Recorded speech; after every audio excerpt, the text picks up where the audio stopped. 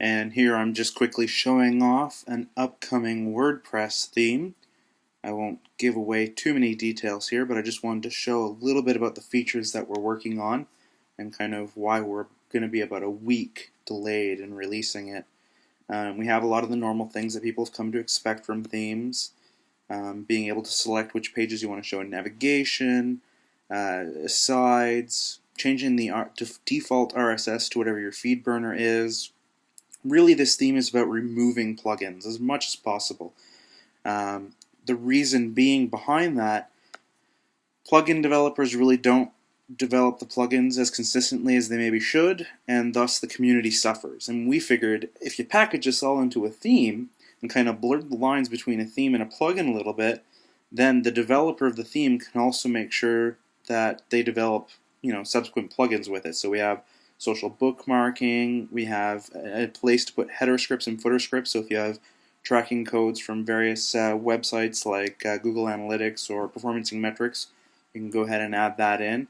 We even have an area where you can add in stuff to your RSS feed, like, if you see this anywhere else other than my site, this is being ripped off or something.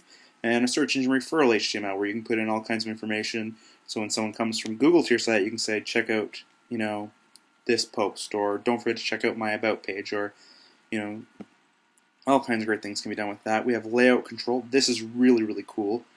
You can control the different options, right? So you can have the different types of layouts that you want, either no sidebars, where it's just the content, content with the sidebar on the left, on the right, both on the left, a three-column design, straddling the content, and then both on the right. So that's there, and you can control the widths of the different sidebars, and you can even come up here and actually manually edit the CSS related to the design separate from everything else, which is really, really handy for certain people.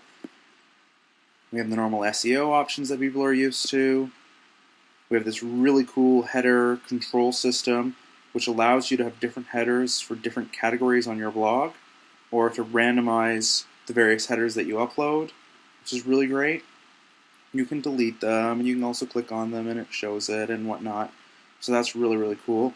You can also have a background, so if you want to have a tiled background or a big giant image behind your blog design, you can go ahead and upload that right from here and whatnot, so that's really handy. Under the Design tab, here you can, again, edit CSS directly from this box. We're not sure if this is going to stay here, but it's there for now. But the really cool part is the style customization down here, where you can actually go through and select what colors you want the comment font to be in your comments, or the header, title, tagline color, and you can customize all these colors. And the great thing is we're going to include some schemes that we think people are going to really enjoy. That'll make it really easy for them to go ahead and get the kind of color customization that they want, or if they're not really into that kind of thing, be able to have their blog look fairly unique between the different sidebar options and the widgets that they'll use, the uploaded header image and background image, and then these color schemes that we'll have down here. Then we have an advertising tab. I'm going to skip that. We have a hooks tab. I'm going to skip that as well, and an unlimited.css tab. And I'm going to skip that as well. Those things you'll get to find out more when we release the theme, probably around February 10th. So stay tuned for that.